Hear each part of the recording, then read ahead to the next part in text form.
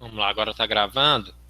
E aí, agora eu vou, né? Então, antes aqui eu falei sobre os testes de unidade, né? Os testes que testam cada unidade do sistema. Agora a gente já está pegando um nível hierárquico maior do sistema, né? Um nível de teste mais amplo. Então a gente começa pelo teste de integração e depois a gente vai para o teste de sistema. Então, os testes de integração ele vai testar, então, funcionalidades ou serviços do sistema, tá? Então, por exemplo, se eu criei várias classes, vários testes para cada classe dessa que compõe o meu sistema, agora no teste de integração, eu vou testar uma funcionalidade inteira, tá? Tipo, vou cadastrar um cliente. Então, a ideia é você testar todo o fluxo de cadastrar cliente. Então, cada unidade que foi preciso criar ali para cadastrar o cliente, a ideia é que a gente faça um teste que integre eles, tá? E até chegando no banco de dados. Então, aqui então, sendo no banco de dados, a integração com o banco de dados vai entrar então no sistema. Então, eles vão testar a integração com componentes e serviços externos, como uma API remota, né, um web service, e também com o banco de dados. Então, como o próprio nome diz, né, vai testar, o objetivo do teste de integração é verificar como é que está essa integração do, das unidades de sistema e também do sistema com componentes externos. Lembrando, aquele princípio first, né, que foi falado, é para o teste de unidade. Para o teste de integração, a gente não precisa preocupar com aquilo. Aqui já é mais testar o uso em ambiente real mesmo. Não, o teste de integração não é em ambiente real, mas é uma simulação mais real do sistema, tá? Bom, as ferramentas para teste de integração, para a gente poder automatizar os testes de integração, o recomendado é que você use as mesmas ferramentas de teste unitário. É muito útil você fazer isso dessa forma, tá? Então, esse é o princípio. Usar aquelas mesmas ferramentas para otimizar os testes. Então, olha só. Em teste de integração, a gente vai evitar o uso de mock. Então, considere aqui um sistema que tem 3 camadas: apresentação, negócio e dados, tá? Que seria um sistema de agendamentos. Ali a hora, o título, né, do agendamento, e aí teria a opção adicionar, editar e remover. Seria criar testes a partir das chamadas feitas na camada de apresentação, integrando as camadas de negócio e dados, inclusive o banco de dados. Então, assim, o teste de integração, você não precisa testar a interface gráfica a princípio ainda não, pessoal. Tá? Você vai testar a partir do momento seguinte. Quando o usuário clicar no botão adicionar, o que vai acontecer no sistema? Aí, a partir daí, você faz o teste. Tá? E aí você vai testar aí a camada de negócio e a camada de dados. Essa apresentação do sistema, isso aí fica para o teste de sistema. Tá? Não entra no teste de integração, necessariamente. É uma coisa também muito relativa, tá? Na prática, aí é uma coisa que eu também falei com vocês na semana passada. Na literatura e no próprio mercado de trabalho, o uso desses termos varia muito, tá? Então, você vai pegar um livro que está chamando o teste de integração de uma coisa, em outro livro muda um pouco a definição e a prática. Então, pode ser que você vai trabalhar numa empresa, eles chamam de teste de integração, que segue uma série de práticas, em outra empresa segue uma prática diferente. Então, assim, o que eu estou seguindo aqui, está no livro do Marco Túlio, você não precisaria estar preocupado em fazer o teste de interface gráfica aqui no teste de integração. Mas já conheço na prática outros lugares que o teste de integração já entra a integração com a interface gráfica, com a apresentação do sistema. Então, assim, é muito flexível essa questão dos testes, tá? Mas o essencial aqui é você já testar o sistema mais real possível. Então, você já não lança mão de mocks. A ideia da gente usar os mocks lá no teste de unidade é para você manter os testes funcionando e sendo reproduzidos de forma rápida. Então, no teste de integração, a gente não tem esse objetivo, tá? Então, evita-se o mock, inclusive para serviços remotos. Então, aquele exemplo lá do Getbook que nós usamos, ó, um dos objetivos do teste de integração é verificar se a integração com esse serviço remoto está funcionando mesmo, tá? E assim em diante. Acaba que é o seguinte, eu acho que no final eu vou falar sobre isso, mas o teste de integração, ele está na base da pirâmide, que ele vai ter em maior quantidade e vai ser executado em maior número de vezes. Durante o dia ali que o programador, que o engenheiro de software está trabalhando, ele vai estar executando o teste de unidade o tempo todo. O teste de integração já é algo para você pensar no momento em que você vai integrar alguma coisa após terminar uma funcionalidade, no momento em que você vai executar menos vezes durante o dia, tá? Então, o teste de integração ele pode demorar um pouco mais, tá? Bom, e aqui é um exemplo muito didático que o Marco Túlio usa em seu livro para mostrar que testes de unidade eles são muito importantes, né?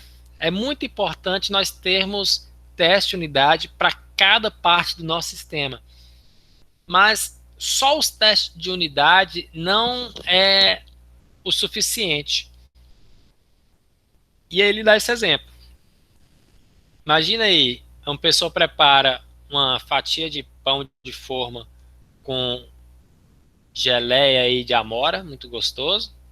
A outra fatia ele prepara com pasta de amendoim, muito gostoso. Com certeza iria passar no teste, no paladar de todo mundo, tanto pão de forma com geleia de amora ou pão de forma com pasta de amendoim.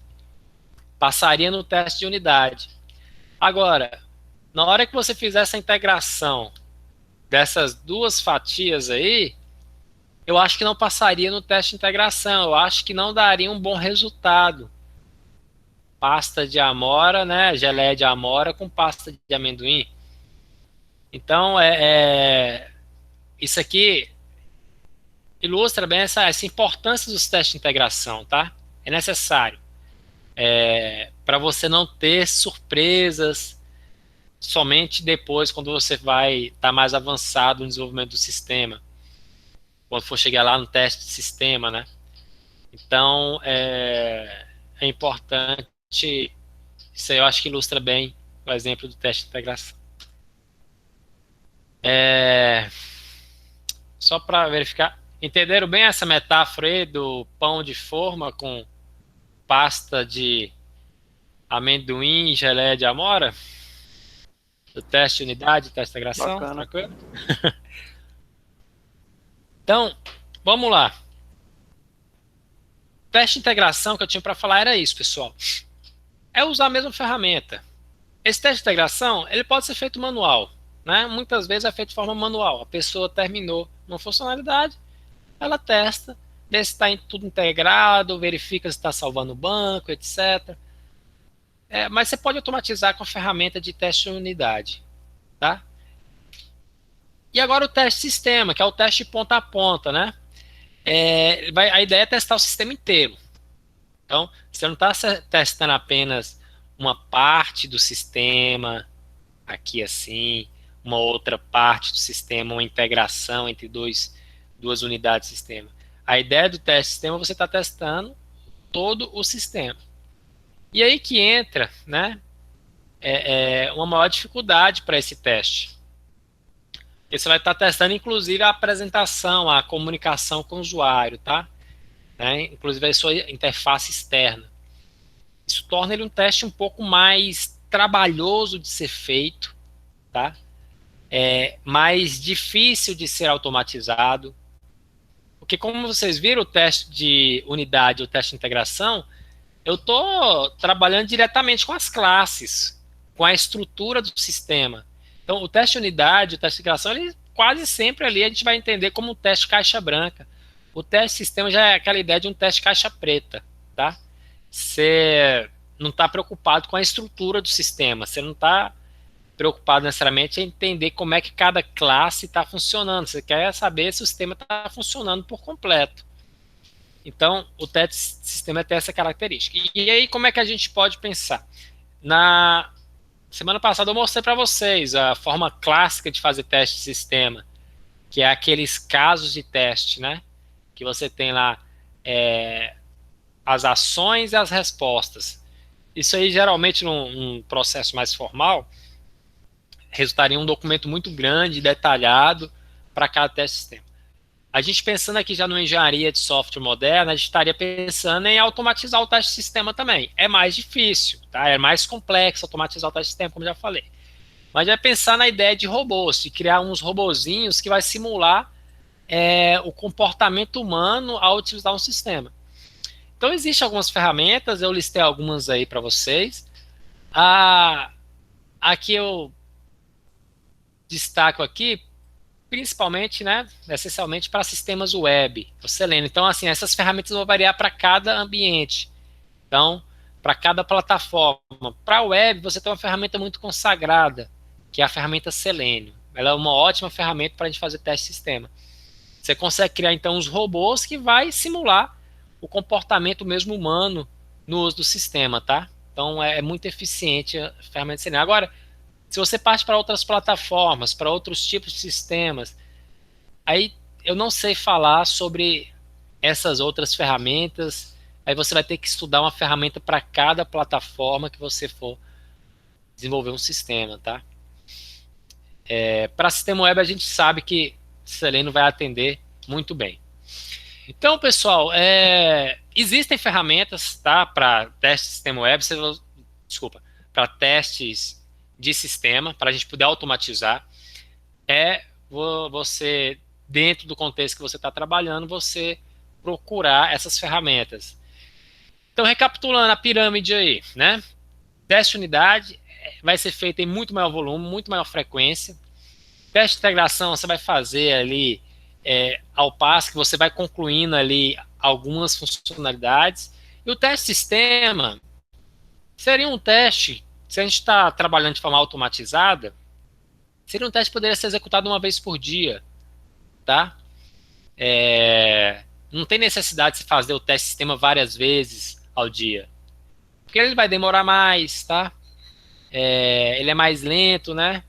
Então, a ideia dessa pirâmide é sintetizar isso. Espero que vocês tenham compreendido conceitualmente isso aí, esses tipos de teste. Eu vou passar um trabalho extra para vocês poderem praticar um pouco, principalmente sobre teste de unidade, tá bom? Aí eu mando lá no Google Sala de Aula. Então, a referência aí nossa principal é o livro do Valente, o Marco Túlio, Engenharia de Software Moderna. Tem alguma dúvida aí, pessoal, sobre essa questão do teste de integração e de sistema? Nenhuma dúvida? Vamos lá, então. Faltando, então, só agora sobre TDD.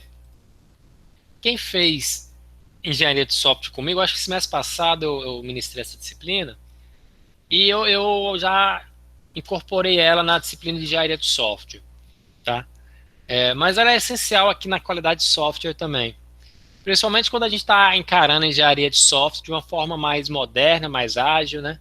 Então, o TDD é preconizado aí como uma prática que você está assegurando a qualidade do software durante o desenvolvimento. Então, você meio que incorpora, né, aquilo que a gente falou assim, qual que é a função da equipe de qualidade de software, incorporar a cultura da qualidade de software no processo de desenvolvimento de software. E talvez a prática mais eficiente você incorporar a cultura da qualidade de software no processo de software é você usar uma metodologia como essa, o desenvolvimento dirigido por testes, tá? Então, o TDD, pessoal, ele vai quebrar, então, o nosso paradigma convencional de desenvolvimento de software, que é programar, depois testar. né? Então, tradicionalmente, nós escrevemos testes e depois nós testamos. E aí vem a pergunta, será possível inverter a ordem? Testar primeiro e depois escrever o código? Essa é a questão que a gente tem refletido sobre isso, né? Então, o TDD é essa proposta, da gente inverter esse raciocínio. Então, é chamada aí de desenvolvimento por teste, tá? E o princípio é esse. Primeiro você testa, depois você implementa. Isso aí é uma prática ágil prevista lá no XP, na metodologia ágil XP, que vocês, quem fez a disciplina de engenharia de software comigo já viu, né? Entretanto, no curso de análise e desenvolvimento de sistemas, tem uma disciplina só para metodologia ágil, e aí também conheceu isso lá, tá? Então a gente vai dar uma revisada sobre o TDD aqui para reforçar como que o TDD ele contribui para a qualidade de software. Então não dá para a gente falar em qualidade de software hoje em dia sem falar de TDD. Quando eu fiz faculdade, nunca tinha ouvido falar, nunca foi mencionado sobre TDD. Mas hoje é uma prática já reconhecida, não é universal, tá? Não é toda empresa que usa, não é todo programador que está apto a trabalhar dessa forma ou que está ciente de trabalhar dessa forma. Mas é algo já consagrado aí na qualidade de software, porque já está demonstrado que se você trabalha com TDD, você vai fazer mais testes, você vai, lógico, vai gastar mais tempo fazendo testes inicialmente, mas você vai ter um ganho futuro na mantenibilidade do sistema. Então,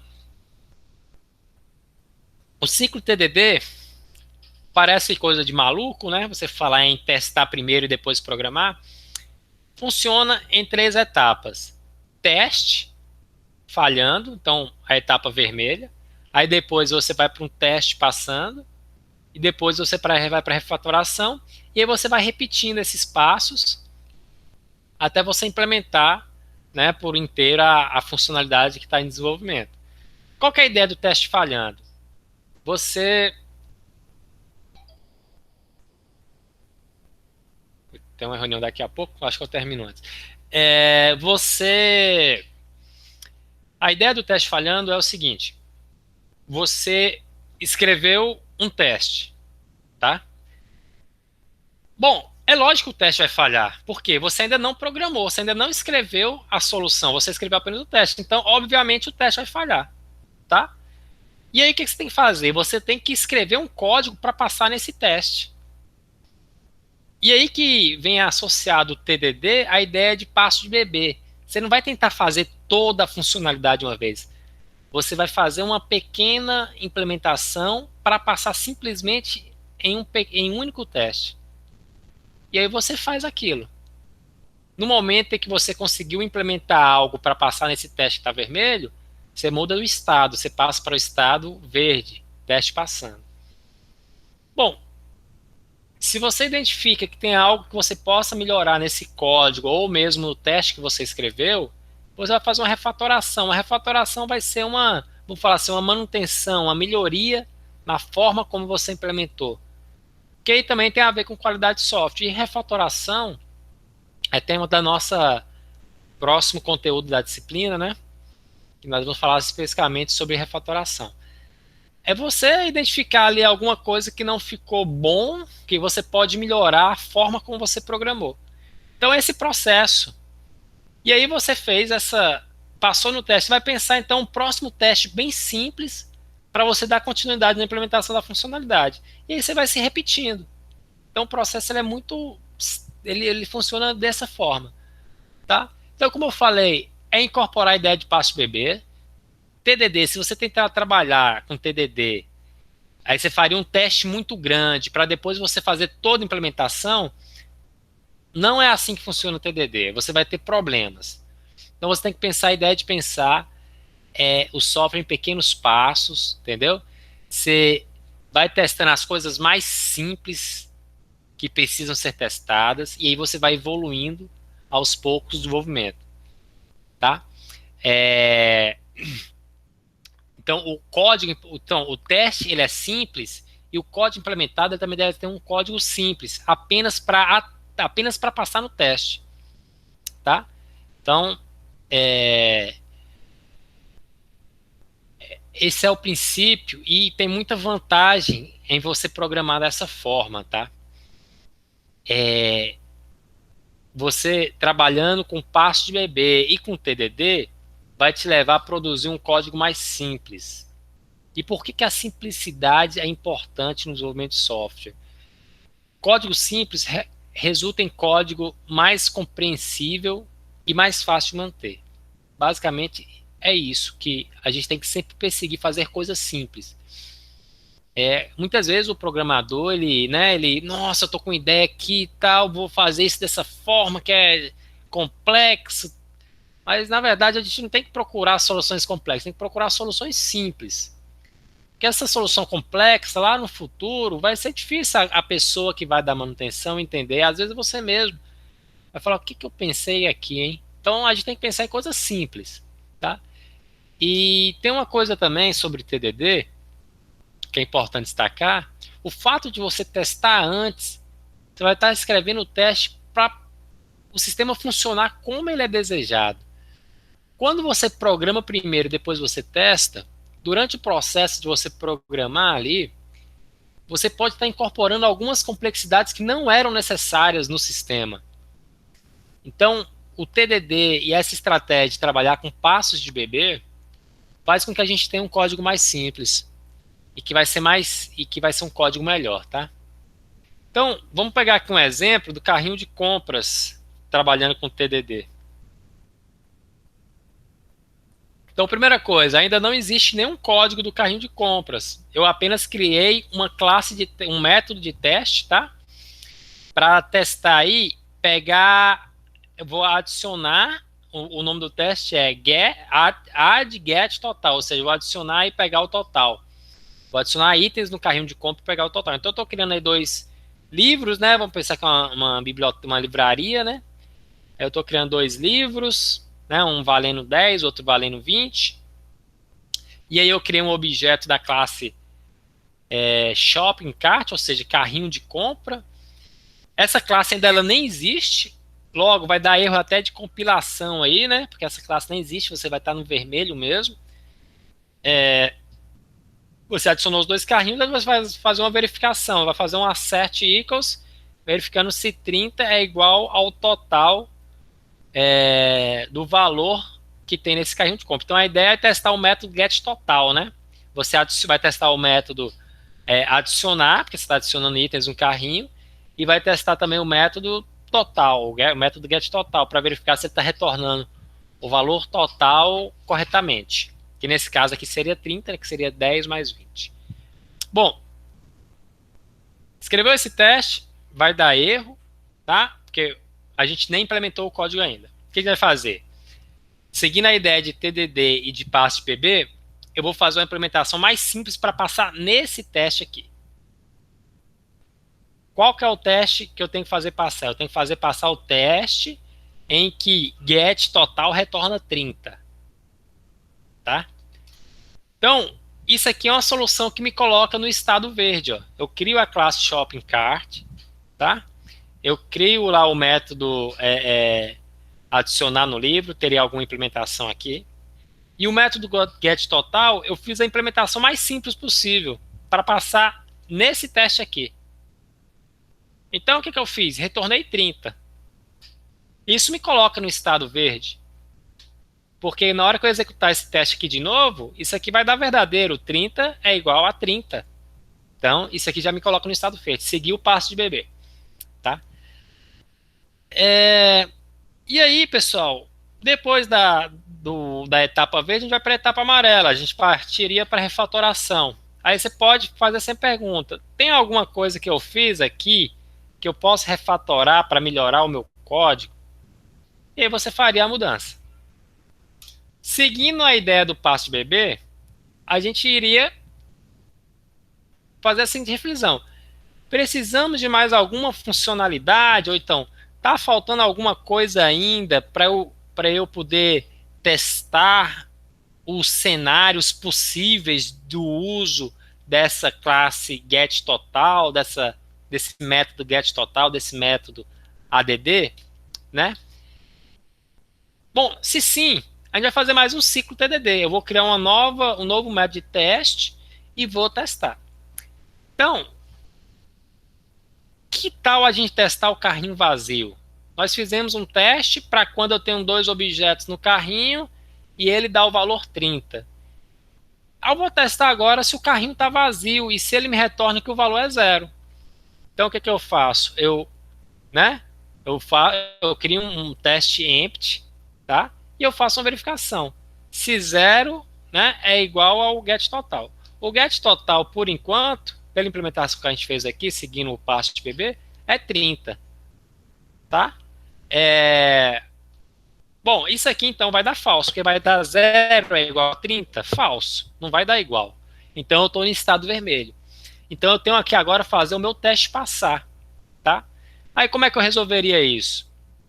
Eu faria então agora nesse momento a implementação de fato para o sistema ficar funcional, né?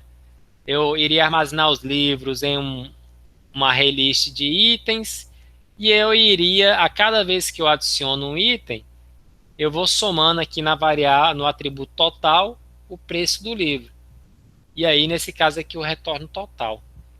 A partir desse momento, né, o valor inicial do meu total é 0, ele passa tanto no teste, nesse médio teste empty, como ele vai passar naquele teste antigo ali, que eu testo se o total é 30. Tá? Então, o TDD funciona dessa forma. Isso aqui é um exemplo, é lógico, né? Isso aqui é algo bem hipotético que eu estou mostrando para vocês. Mas a ideia do passo de bebê TDD é isso, é você ir amadurecendo o que precisa ser feito com base em testes. Então você não está preocupado com a implementação essencialmente, não. Você está preocupado com o teste, você está preocupado em fazer passar no teste. É lógico, chega a próxima etapa, é você pensar em como fazer isso de uma forma boa, que é a etapa de refatoração.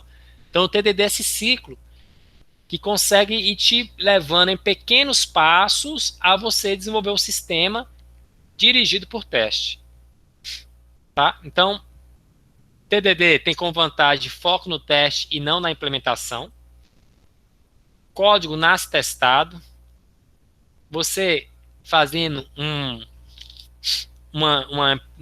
tendo foco no teste e não na implementação, isso te leva a você ter um código mais simples. Por quê?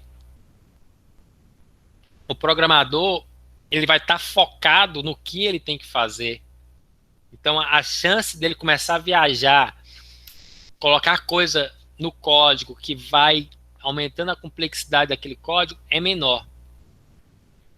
Ele contribui para melhorar a coesão e o acoplamento também, tá? Então, o TDD ele vai ter isso, porque ele vai estar te forçando a fazer teste de unidade, vai estar te forçando a ter um sistema mais modularizado, mais coeso, mais significativo. E a literatura mostra aí também que, geralmente, sistema que usa a metodologia TDD costuma ter, em média, aí, né, 90% de cobertura. Então, eu falei com vocês que uma média recomendada aí pelos autores é 60%. TDD, você costuma ter aí uma média de 90%. Então, é uma garantia. Então, olha só o que muda. Na abordagem tradicional, a gente trabalha assim, né? A gente programa e só vai testar no final. No TDD, a gente só muda um pouco a etapa. A gente testa e programa, testa e programa, testa e programa, testa e programa. O resultado prático entre seguir uma abordagem tradicional e essa aqui é o quê? É a qualidade. A literatura mostra que sistemas que usam TDD, teste de unidade, etc., você tem um sistema com melhor mantenibilidade, tá? Um sistema com melhor qualidade no sentido de você conseguir dar manutenção, inserir novas funcionalidades, etc. E aqui algumas perguntas para a gente fechar. Devemos usar TDD o tempo todo? Tá? Alguém tem alguma ideia, pessoal? Se isso aí deve ser uma prática que deve ser usada 100% do tempo? O que vocês acham? Seria possível? Vocês veem que é possível usar o TDD o tempo todo? Ou vocês veem alguma dificuldade?